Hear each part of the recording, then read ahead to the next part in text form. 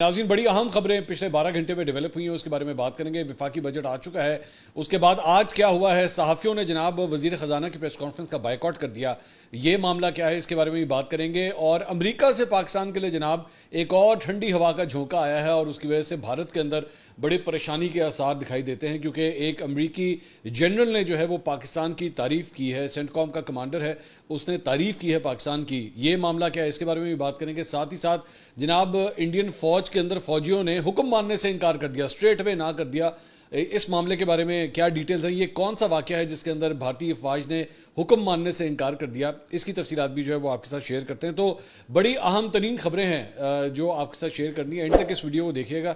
Channel کو subscribe کرنا مت بھولیے، بیل آئیکن پریس کیجیے، اگر آپ کو ویڈیو پسند آئے اسے لائک اور شیئر ضرور کیجیے گا۔ پہلے لوکل پالیٹکس کے حوالے سے بات کروں گا، اس کے بعد میں انٹرنیشنل خبریں بھی جو ہے وہ میں ویڈیو میں آگے چل کے آپ کے ساتھ جو ہے شیئر کروں گا۔ ایک تو آج عمران خان صاحب اور بشرا بی بی کے حوالے سے ان کی جو اپیلیں ہیں ضمانت کے حوالے سے، سزا معطلی کے حوالے سے کیسوں کی ان کی سماعت تھی، لیکن وہ سماعت جو ہے وہ نہیں ہو سکی۔ کئی کورٹ رپورٹرز جو ہے وہ پریڈکٹ کر رہے تھے کہ لگتا ہے کہ 11 تاریخ کو جو ہے نا وہ ڈیٹ پڑ جانی ہے۔ آپ کو یاد ہوگا وہ ہم نے ایک امریکی ایک پروفیسر تھا، اس کی ہم نے ٹویٹ بھی آپ کے ساتھ شیئر کی تھی، جس کو میرے خیال میں کسی نے پٹی پڑھا دی تھی کہ جناب 11 تاریخ کو جو ہے وہ عمران خان صاحب کو ریلیف مل جائے گا، اور میں نے آپ کو پہلے ہی کہا تھا کہ اس کو جو ہے نا کسی نے ماموں بنا دیا ہے۔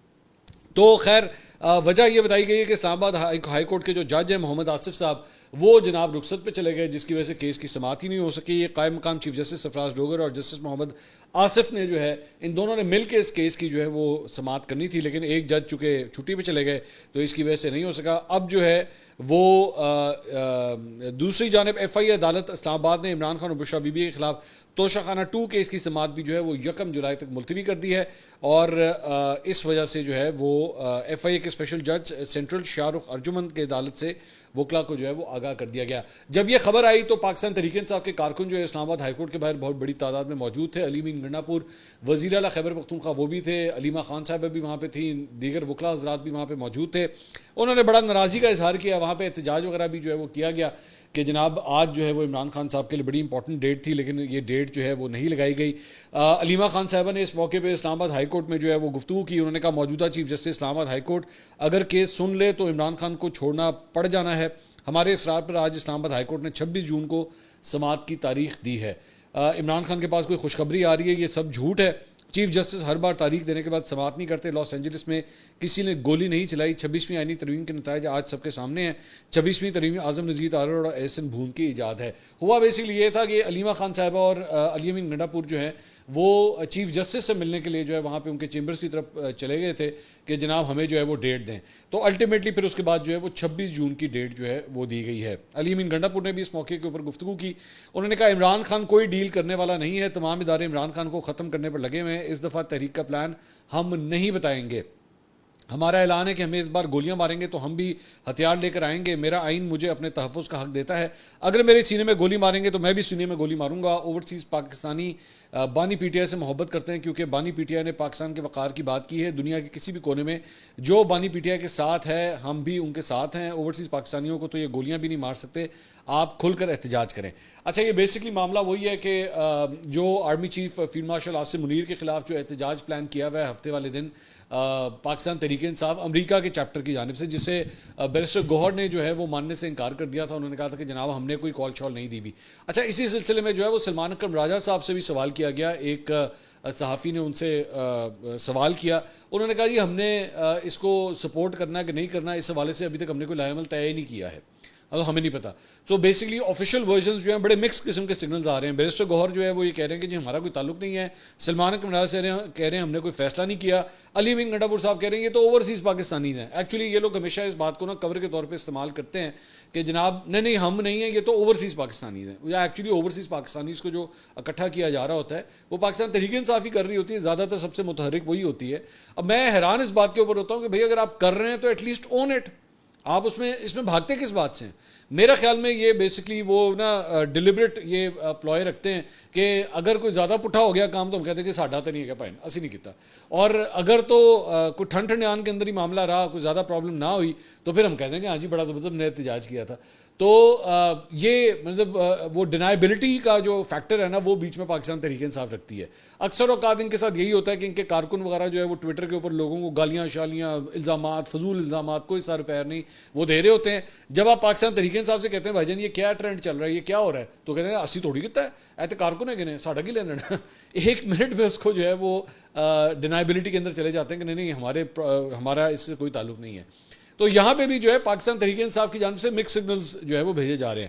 میں بلکہ دیکھ رہا تھا شہباز گل اس کے اوپر جو ہے وہ بات کر رہے تھے. انہوں نے کہا تھا کہ جناب بیسٹ گوہر کو چاہیے کہ ہمیں سیدھا سیدھا شو کاز نوٹس جاری کر دیں. آئی تھنک از رائٹ بھائی, یا تو اس کو اون کریں یا آگ کر دیں, سمپل اس طرح جاؤ آج کے بعد ہمارا آپ کے ساتھ کوئی لینا دینا نہیں ہے. تو وچوں کہندے بھی نے ہاں جی احتجاج کرو, باہروں کہندے نے نہیں ساڈے نال کوئی تعلق نہیں ہے کہتا. I don't know why does he do that. اچھا جی, اس کے علاوہ آج وزیر خزانہ سینیٹر محمد اورنگزیب صاحب نے جناب پوسٹ بجٹ جو ہے وہ پریس کانفرنس کی. عام طور پہ جب بجٹ پیش کیا جاتا ہے تو اس کے اگلے دن جو ہے وہ اس میں وزیر خزانہ بیٹھتے ہیں, اس میں وزیر ریونیو ہوتے ہیں, ایف بی آر چیئرمین ہوتے ہیں, یہ سارے اکٹھے بیٹھ کے جو ہے وہ ایک پریس کانفرنس کرتے ہیں. تو یہ پریس کانفرنس جو ہے وہ منعقد کی جاتی ہے. اس مرتبہ جب یہ پریس کانفرنس ہوئی تلاوت قرآن پاک کے بعد جو ہے وہ جرنلسٹ وہاں پہ کھڑے ہوئے اور انہوں نے واک آؤٹ کر دیا. انہوں نے کہا کہ جناب ہم نے یہاں پہ اس لیے نہیں بیٹھنا کیونکہ ایف بی آر کی جانب سے جو ہے وہ ہمیں ٹیکنیکل بریفنگ جو ہے وہ نہیں دی گئی. انہوں نے کہا یہ 20 سال سے یہ ہوتا ہے, آج تک کبھی ہوا نہیں اس طرح کہ بریفنگ جو ہے وہ نہ دی گئی ہو. ہم لوگ کل جو ہے سارا دن پوچھ کے تھک گئے لیکن ایف بی آر نے جو ہے وہ ہمیں لفٹ نہیں کرائی اور اس لیے ہم لوگ جو ہے ٹیکنیکل ہم اس پہ واک آؤٹ کرتے ہیں. اچھا وہ واک آؤٹ کر گئے. بعد میں جو ہے وہ عطا اللہ تارڑ جو وزیر اطلاعات ہیں اور اطلاعات کے شعبے سے منسٹری سے جو دیگر آفیشلز ہیں انہوں نے پھر جا کے صحافیوں کو منا کے جو واپس لے کر آئے. جب وہ واپس لے کر آئے تو شہباز رانا جو کہ ایک سینئر جرنلسٹ ہیں, بڑا زبردست اکانومی کے اوپر کام کرتے ہیں, تو انہوں نے بھی جب دوبارہ گفتگو کا آغاز کیا تو انہوں نے گلہ کیا وزیر خزانہ سے کہ جب ہم نے واک آؤٹ کیا تھا ٹیکنیکلی تو آپ کو آنا چاہیے تھا منانے کے لیے, لیکن آپ اپنے اے سی والے کمرے سے باہر نہیں نکلے. انفارمیشن منسٹری کے لوگ جو ہیں وہ آئے اور انہوں نے آ کے منایا. So yes he should actually get out. لیکن بات یہی ہوتی ہے نا کہ this is difference between a politician and a technocrat. جب آپ بیسکلی پالیٹیشین کو یہ پورٹ فولیو نہیں دیتے تو پھر اس کو جو ہے وہ یہ جو ڈیلیگیسیز ہوتی ہیں وہ اس کا خیال نہیں رکھا جاتا کہ بھائی یہی ساری جو جرنلسٹ کمیونٹی ہے آپ نے انہی کے ساتھ جو ہے وہ آگے چلنا ہوتا ہے. تو ان کو ناراض نہیں آپ کرتے, آپ ان کو منا کے واپس لے کر آتے ہیں. لیکن وزیر خزانہ جو ہے وہ اٹھے نہیں اس موقع کے اوپر. بہرحال دس از این اگلی انسیڈنٹ دیٹ ہیپن ٹوڈے. لیکن دوسری جانب جو ہے وہ ایک بڑی حکومت کے لیے جو ہے ایک بہت اچھی خبر ہے جس سے وہ کافی سیل آؤٹ بھی کر رہے ہیں اور بنتا بھی ہے. بیسکلی آج پاکستان اسٹاک ایکسچینج جو ہے جناب اس نے اپنا آل ٹائم ہائی جو ہے دھڑم کر کے بریک کیا اس نے, اور وہ ایک موقع کے اوپر جو ہے وہ 1,24,588 پوائنٹس جو ہے اس کا اضافہ میں تقریباً 2,500 پوائنٹس کا بڑا جمپ جو ہے وہ اسٹاک مارکیٹ کے اندر دیکھا گیا. اور کلوزنگ جو ہے وہ 1,24,352 کے اوپر جو ہے وہ کلوزنگ دیکھی گئی. زیادہ تر سیکٹرز جو ہے وہ اس کے لیے اچھی خبریں بجٹ میں سے آئی ہوئی تھیں accept the auto sector. Auto sector کے اندر جو ہے وہ پریشانی کے آثار اس لیے پائے جاتے ہیں کیونکہ ہائبرڈ جو گاڑیاں ہیں اس کے اوپر جو ہے جی ایس ٹی انکریز کر دیا گیا ہے, جس کی وجہ سے گاڑیوں کی پرائسز 6 لاکھ روپے سے تقریباً 12, 13, 14 لاکھ روپے جو ہے وہ بڑھ گئی ہیں. تو ایک جگہ کے اوپر جو ہے وہ بیسکلی ظاہر بات ہے ہائبرڈ گاڑیاں وہ گاڑیاں ہوتی ہیں جو پیٹرول کم استعمال کرتی ہیں نسبتاً, تو آپ نے ان کے اوپر ایکچولی ٹیکس لگا کے آپ ڈسکریج کر رہے ہیں کہ ہائبرڈ گڈی نہ لینا دوجی والی لے لو پاویں لینی. تو آپ بیسکلی چاہتے ہیں کہ پیٹرول جو ہے وہ زیادہ خرچ جو ہے استعمال ہونا چاہیے. اینی وے تو اس کی وجہ سے بھی جو ہے وہ صارفین کافی حد تک پریشان ہیں کہ گاڑیاں جو ہے وہ مزید مہنگی کر دی گئی ہیں. اچھا جی, اس کے علاوہ ایاز امیر صاحب جو ہیں وہ انہوں نے دنیا میں آج ایک کالم لکھا ہے, میں اس کا چھوٹا سا ایک پارٹ آپ کے ساتھ شیئر کرنا چاہوں گا. ایاز امیر صاحب کے بعد ذہن میں رکھیے گا کہ پاکستان تحریک انصاف سے منسلک رہے ہیں. پاکستان تحریک انصاف کے ٹکٹ کے اوپر ہی جو ہے انہوں نے الیکشن بھی لڑا تھا, ہار گئے تھے چکوال سے, لیکن انہوں نے جو ہے یہ کالم لکھا ہے. کہتے ہیں جی سب کو سمجھ آ گئی کہ کس راستے پر چلنے میں عافیت ہے, احتیاط کے پیچھے جو اصول کار فرما ہوتے ہیں وہ سب سمجھ چکے ہیں. بیشتر عوام کو بات سمجھ نہیں آئی اور بہت کچھ ہو بھی چکا. شاید یہ کسی پلاننگ کے ذریعے نہیں ہوا, بس حالات ایسے بنتے گئے کہ جو نظم و ضبط سیاست پر لاگو کرنا تھا وہ لگ چکا بغیر کسی ضیاء الحقی تردد کے. معیشت میں کچھ استحکام آیا ہے اور ظاہر ہے اس کا کریڈٹ موجودہ حکمرانوں کو جاتا ہے. حکمرانوں سے مراد شہباز شریف اور ان کی کابینہ نہیں. نواز شریف وزیر اعظم تھے تو اسحاق ڈار سے کبھی چھٹکارا حاصل نہ کر سکے, سمدھی پن بیچ میں آ جاتا تھا.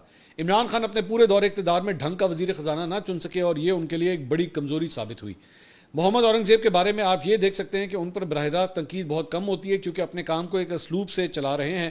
اس سے ہٹ کر استحکام کی بڑی وجہ یہ ہے کہ مقتدرہ نظام کے پیچھے ہے. پیچھے بھی کیا مقتدرہ ہی نظام ہے، باقی تو دکھاوا ہے، نظام کو ٹھہراؤ وہاں سے مل رہا ہے. ہماری تاریخ اس بات کی گواہ ہے کہ کوئی بڑا حادثہ نہ ہو تو جیسے بھی نظام ہو چلتا رہتا ہے، بشرطے کہ مقتدرہ اس نظام کے ساتھ ہو. یہ بنیادی شرط ہے. زرداری صاحب کو ایک بات کا کریڈٹ جاتا ہے کہ انہوں نے اپنے بیٹے کی سیاسی تعلیم اچھی کی ہے. عمر زیادہ نہیں لیکن تجربہ خاصا مل رہا ہے. کہاں وہ شروع کی بے سروپا تقریریں جن میں چیخنا چلانا زیادہ ہوتا تھا، اور کہاں اب کا نسبتاً ٹھہراؤ. ایک بات یاد رہے کہ جب تک موجودہ نظام قائم ہے، سیاسی فیصلے فرسودہ طریقوں یعنی عوام کے ووٹوں سے نہیں، فارم 47 سے ہونے ہیں. یعنی کسی کا چناؤ ہونا ہے تو فیصلہ عوام کی عدالت کے بجائے کہیں اور ہوگا. لیگیوں کو یہ بات سمجھ آئے تو ان کے لیے یہ خطرے کی گھنٹی ہے، کیونکہ ان کے تقریباً سارے نون نوجوان رہنما آکسفورڈ قسم کی انگریزی تعلیم سے فارغ ہیں. تو یہ ایاز امیر صاحب نے جو ہے یہ آج کالم لکھا، میں نے سوچا یہ بھی جو ہے وہ آپ کے ساتھ شیئر کیا جائے. اس کے ساتھ ساتھ جناب ڈاکٹر مہارنگ بلوچ، ان کے حوالے سے جی ان کے ایم پی او کے تحت جو گرفتاری ہوئی ہے سپریم کورٹ میں اب اسے چیلنج کر دیا گیا ہے. یعنی کہ مہارنگ بلوچ کا معاملہ جو ہے وہ پاکستان کے اب ہائیسٹ کورٹ کے اندر جو ہے وہ پہنچ گیا ہے. ان کی بہن نادیہ نے جو ہے بلوچستان ہائی کورٹ کے فیصلے کے خلاف یہ اپیل دائر کی ہے. بلوچستان ہائی کورٹ نے ایم پی او کے تحت گرفتاری کے خلاف درخواست جو ہے وہ انتظامیہ کو بھیجی تھی. تو اس کی اپیل جو ہے وہ ہائی کورٹ کے ڈویژن بینچ نے قرار دیا کہ انتظامیہ سے رجوع کرنے کا فورم استعمال نہیں کیا گیا. قانون کے مطابق ہائی کورٹ سے پہلے انتظامیہ سے رجوع کرنا لازمی نہیں. مہارنگ بلوچ کو 22 مارچ کو حراست میں لیا گیا تھا اور ڈپٹی کمشنر ایم پی او کے تحت حراست پہ لینے کا حکم جاری کرنے کا مجاز نہیں ہے. یہ سارا کچھ جو ہے وہ درخواست کے اندر لکھا گیا ہے. اچھا جی، اب آ جائیں جناب وہ جو ٹھنڈی ہوا آئی ہے امریکہ سے، اور اس کی وجہ سے انڈیا کے اندر جو ہے وہ صفحہ ماتم بچھا ہوا ہے. میں ان کے ٹویٹر اکاؤنٹس کے اوپر ان کے جو مختلف جرنلسٹ ہیں وہ لٹرلی اپنے سر میں مٹی ڈال رہے ہیں. اس وقت یہ حال ہے. جب سے یہ کلپ جو آپ اسکرین کے اوپر دیکھ رہے ہیں، جب سے یہ کلپ آیا ہے نا، اس وقت آپ سوچ نہیں سکتے کہ وہاں پہ کیا حالات ہیں. کیونکہ پہلے ہی سارے کو ڈونلڈ ٹرمپ نہیں سانبھیا جا رہے سے، اے جنرل بھی جڑا نا وہ پاکستان والے رستے چل پہ ہے. اب ہوا کیا ہے یہ جناب U S central command chief ہیں جنرل مائیکل کوریلا. تو انہوں نے بیسکلی بریفنگ دی ہے، اور اپنی بریفنگ میں انہوں نے کیا کچھ کہا ہے وہ میں آپ کے سامنے رکھ دیتا ہوں. انہوں نے کہا اس وقت جو ہم نے دیکھا ہے کہ طالبان داعش کے پیچھے چل رہے ہیں، وہ ایک دوسرے سے نفرت کرتے ہیں. ان میں بہت سے لوگوں کو پاک افغان سرحد پر قبائلی علاقوں میں دھکیل دیا گیا ہے. پاکستان کے ساتھ ایک غیر معمولی، غور سے سنیے، پاکستان کے ساتھ ایک غیر معمولی شراکت داری کے ذریعے وہ داعش خراسان کا پیچھا کر چکے ہیں اور ان میں سے درجنوں کو ہلاک کر دیا ہے پاکستان نے. Through a relationship we have with them, providing intelligence, they have captured at least 5 ISIS Khorasan high value individuals. یعنی پاکستان کے بارے میں وہ کہہ رہے ہیں کہ پاکستان نے داعش کے کم از کم 5 ہائی ویلیو ٹارگٹس دہشت گردوں کو جو ہے پاکستان نے گرفتار کیا ہے. They extradited back Jafar, who was one of the key individuals behind the Abbey Gate bombing. Pakistan نے وہ جو دہشت گرد ایک بھیجا تھا جس کے اوپر ڈونلڈ ٹرمپ نے جب وہ ایک مشترکہ پارلیمنٹ سے خطاب کر رہا تھا اس نے تعریف بھی کی تھی پاکستان کی. یہ اس کی بات ہو رہی ہے. And the first person he called, Chief of the Army Staff Munir, was me, and said, I've caught him. I'm willing to extradite him back to the United States. Please tell the Secretary of Defense and the President. انہوں نے کہا کہ مجھے field marshal Asim Munir کا phone آیا تھا اور انہوں نے مجھے کہا تھا کہ جی آپ اپنے سیکرٹری آف ڈیفنس اور پریزیڈنٹ کو بتا دیں کہ جناب ہم نے اسے پکڑ لیا ہے اور ہم اسے واپس بھیج رہے ہیں. We have the means to be able to collect but for the most part right now they are hanging out right in that border area of Pakistan. And I would also tell you that since 2024, the beginning, Pakistan had over 1,000 terrorist attacks in the western area, killing about 700 security and civilians and 2,500 wounded. They're in an active counter-terrorism fight right now, and they have been a phenomenal partner in the counter-terrorism world. انہوں نے کہا جناب پاکستان نے جو ہے وہ دہشت گردی کی بہت سی جو ہے وہ قربانیاں دی ہیں. اس کی وجہ سے پاکستان کے جو ہے 700 سیکیورٹی اہلکار جو ہے وہ جاں بحق ہوئے ہیں، شہید ہوئے ہیں، اور 2500 جو ہے وہ افراد جو ہے وہ اس میں زخمی ہوئے ہیں. تو پاکستان جو ہے وہ بڑا کمال قسم کا کام کر رہا ہے انسداد دہشت گردی کے لیے. اب یہ ایسے موقع کے اوپر آپ خود ہی اس بات سے اندازہ کیجئے کہ انڈیا کے اندر کیا آگ لگی ہوگی اس وقت کہ بھئی یہ لوگ پوری دنیا میں ابھی انہوں نے بیٹھ کے اپنے وہ سارے وفود بھیجے تھے ششی تھرور کے انڈر کہ جناب این او وی ملتے ادھر بھی جاتے ہیں، این او وی بریفنگ دے سارا کوئی. اور وہ میں نے آپ کو اسی وقت کہا تھا ٹوپی ڈرامہ ہے، کچھ نہیں ہے، اس سے کوئی فرق نہیں پڑے گا. یہاں پہ امریکی جنرل جو ہے وہ کھڑا ہو کے یہ کہتا ہے کہ جناب پاکستان نے انسداد دہشت گردی کے اندر کمال جو ہے وہ کام کیے ہیں اور وہ بڑا ایکٹیولی جو ہے وہ دہشت گردی کے خلاف جنگ لڑ رہا ہے. تو یعنی کہ پاکستان اپنا جو موقف پیش کر رہا ہے دنیا کے اندر، امریکی جنرل بھی جو بیسکلی وہی بات کر رہا ہے.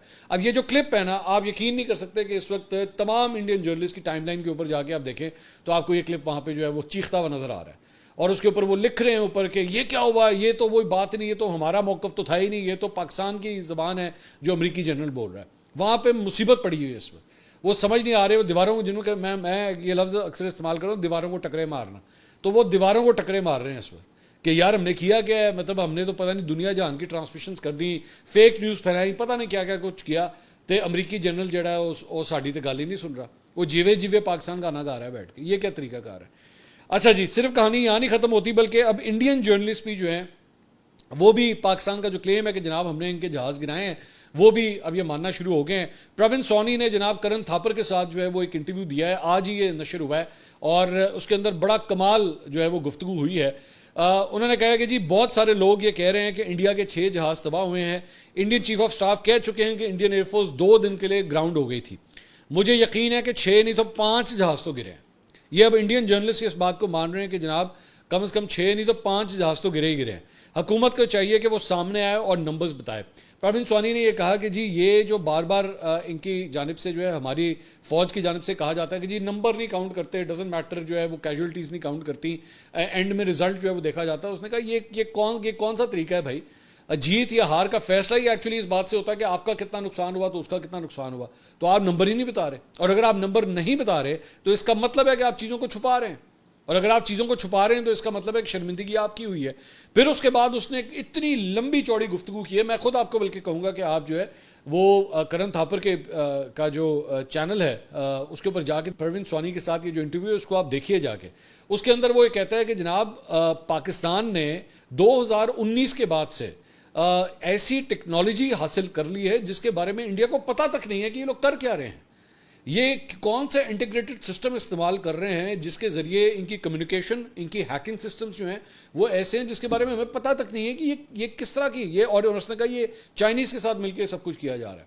اس کے بعد اس نے جو سدھو صاحب ہیں ہمارے جو ایئر چیف ہیں ان کی انہوں نے بڑی زبردست تعریف کی. انہوں نے کہا کہ جب سے یہ آئے ہیں اور انہوں نے آ کے کمانڈ سنبھالی ہے تو انہوں نے تو ایئر فورس کی شکل ہی تبدیل کر کے رکھ دی ہے پاکستان کی. اور اصل بات ٹیکنالوجی کے حوالے سے اس نے کرن تھاپر سے گفتگو کرتے ہوئے کہا کہ جی ٹھیک ہے ان کے پاس جو ہے وہ J-10Cs طیارے ہیں, ان کو 2022 کے اندر ملے تھے, ہمارے پاس بھی ٹھیک ہے رافیل ہیں, لیکن بات اس نے کہا آج کے دور کے اندر صرف جہاز رکھنے کی نہیں ہوتی. اگر آپ کو یاد ہو اس پوری جنگ کے دوران جو ہے وہ میں بھی آپ کو بار بار یہ کہتا رہا کہ صرف جہاز رکھنے کی بات نہیں ہوتی, 2 چیزیں بڑی امپورٹنٹ ہیں. ایک آپ کے پائلٹس کی ٹریننگ, اور 2 آپ کا جو ہائبرڈ نظام ہے, جو سائبر کا ہائبرڈ نظام ہے, اس کو آپ کس طرح استعمال کرتے ہیں. کیا آپ دوسرے کے سسٹمز کو ہیک کر سکتے ہیں؟ کیا آپ کے پاس جو میزائلز ہیں وہ ان کی رینجز کے حد تک آگے جا سکتی ہیں؟ BVR میزائلز میں آپ کس طرح استعمال کر سکتے ہیں؟ آپ کے سیٹلائٹس کتنے ایڈوانس ہیں؟ آپ کی ہیکنگ ایبلٹیز جو ہیں وہ کتنی اسٹرانگ ہے؟ تو یہ ساری چیزیں بھی کاؤنٹ کرتی ہیں. تو اس کے بارے میں پروین سونی بھی جو ہے وہ اپنے اس انٹرویو میں یہی کہہ رہے تھے کہ جناب پاکستانی ایئر فورس جو ہے وہ بہت ایڈوانس ہے. اور اس نے کہا میں آپ کو ابھی سے پریڈکٹ کر کے بتا رہا ہوں کہ یہاں پہ پاکستان اور انڈیا کے درمیان ایک چیز کا جو واضح ڈفرنس تھا, اس نے کہا کہ اس جنگ کے دوران پاکستان کی طرف سے جو لیڈ لی ہوئی تھی نا وہ پاکستانی ایئر فورس نے لی ہوئی تھی, لیکن ہمارے یہاں پہ جو ہے وہ ہم نے انڈین فوج کو جو آرمی ہے ہم نے اس کو یہ لیڈ دی ہوئی تھی, جو کہ غلط ہوا. ہمیں یہ نہیں کرنا چاہیے تھا, ہمیں بھی اپنی ایئر فورس کو لیڈ دینی چاہیے تھی. اور اس نے کہا کہ میں ابھی سے آپ کو پریڈکٹ کر کے بتا رہا ہوں کہ انڈیا اور پاکستان کی جب اگلی جنگ ہوگی نا تو اس کے اندر اصل جو لڑائی ہوگی وہ ایئر فورسز کے درمیان ہوگی. ایئر فورس میں جو سپریورٹی حاصل کر لے گا تو وہی تگڑا ہوگا, اور آج پاکستانی ایئر فورس جو ہے وہ بہت تگڑی ہے. اس نے مانا اس بات کو, اس نے کہا بہت تگڑی ہے. اس نے کہا ہمارے یہاں پہ یہ صورتحال ہے, ہمارے یہاں جو ہماری فوج ہے وہ صحیح طرح جواب ہی نہیں دے رہی, وہ بتا ہی نہیں رہی کہ ایکچولی جو ہے ہمارا نقصان وغیرہ جو ہے وہ کتنا ہوا ہے. اب آپ اسی سے ایک اور خبر جو ہے وہ لے لیجئے, جو میں نے آپ کو بتایا کہ جی بھارتی فوج نے حکم ماننے سے انکار کر دیا. راجدیپ سردیسائی ایک اور انڈین جرنلسٹ ہے, میں آپ کو ہمیشہ کہتا ہوں میں ان کو کوٹ کروں گا, ان کو کوٹ کر کے آپ کے سامنے جو ہے میں چیزیں دکھاؤں گا. اس نے ٹویٹ کیا, اس نے کہا 1200 BSF jawans deployed for Amarnath yatra security were to travel from Udaipur to Jammu on Monday but the train provided was in such poor condition that the personnel refused to travel. اب میں اس کو ایکسپلین کر دیتا ہوں. 1200 BSF کے جوان, بارڈر سیکورٹی فورس بیسکلی ان کی جو فوج ہوتی ہے جو بارڈر کے اوپر سیکورٹی دیتی ہے, اس نے کہا جی امرناتھ یاترا جو ہے یہ بیسکلی اسی ایریا میں ہوتی ہے جہاں پہ پہلگام کا واقعہ پیش آیا تھا, اسی ڈسٹرکٹ کے اندر ہوتی ہے.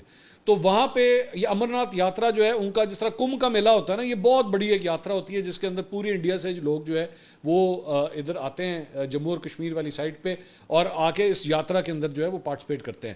تو اس کے لیے سیکورٹی وغیرہ بڑی ہائی پروفائل رکھی جاتی ہے. تو انہوں نے کہا کہ 1200 جو BSF کے جوان تھے ان کو بھیجنا تھا ادے پور سے جموں کی طرف. تو تو ان کو جو ٹرین دی گئی جس میں بٹھانا تھا، اس ٹرین کی اتنی بری حالت تھی، اس کی فوٹیج وغیرہ بھی سامنے آئی ہے، باتھ روم ٹوٹے ہوئے، کھڑکیاں ٹوٹی ہوئی، اتنی گرمی، جس طرح ہمارے یہاں پہ گرمی ہے وہاں پہ بھی گرمی ہے، تو گرمی کے اندر جو ہے پراپر کوئی وینٹیلیشن کا نظام نہیں، کھانے پینے کے کچن کا بیڑا غرق ہوا تھا. وہ 1200 جوانوں نے کہا جی دفعہ ہو جاؤ، اسی نہیں بہ رہے. انہوں نے کہا اسی ٹرین بہنا ہی نہیں ہے. تو انہوں نے ان کو بلکہ اس وقت انسسٹ بھی کیا گیا، ان کو آرڈر دیا گیا کہ نہیں آپ بیٹھیں، آپ کو بیٹھنا پڑے گا، جائیں گے اگر ڈیوٹی. انہوں نے کہا جی ہم آپ کا حکم ماننے سے انکار کرتے ہیں، ہم نہیں بیٹھیں گے اس ٹرین کے اندر. تو پھر بتایا گیا کہ ان کے لیے پھر ایک دوسری ٹرین کا جو ہے وہ انتظام کیا گیا جب ان جوانوں نے ٹریول کرنے سے انکار کر دیا. میں اسی لیے میں بار بار کہتا ہوں کہ جب آپ اپنے جوانوں کے ساتھ، اپنے پائلٹس کے ساتھ، اپنے آفیسرز کے ساتھ جب آپ اس قسم کا سلوک کریں گے نا میرے بھائی، پھر جنگ نہیں لڑی جاتی. یہ اس قسم کی آپ لوگ جنگیں جو ہے نا بالی ووڈ کی فلموں میں تو لڑ سکتے ہیں، جس میں نہ آپ کو پتہ لگے گا کہ جوانوں کو کیا آپ نے جو ہے وہ فیسلٹیز پرووائڈ کی، کیا آپ نے ان کو میڈیکل ایڈ پرووائڈ